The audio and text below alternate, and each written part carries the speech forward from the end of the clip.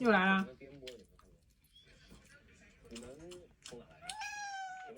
又来了，想吃哦。哎，你用手给他，别用筷子给他。他不会咬个筷子跟啊。有啊。你给他骨头，让他啃啃，要不？那骨头我也得啃干净的给他。那这个有软骨的给你，那。像狗一样走。睡的还行吧，就是我腰下面有一个包，一手应该都红了，我这个地方全红了。咱俩是那种新鲜的外来人，推荐你。看来换哪都一样啊。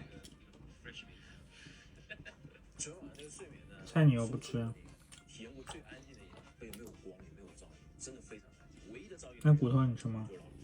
给他这么大一个骨头，上面还有2个饭呢。哎。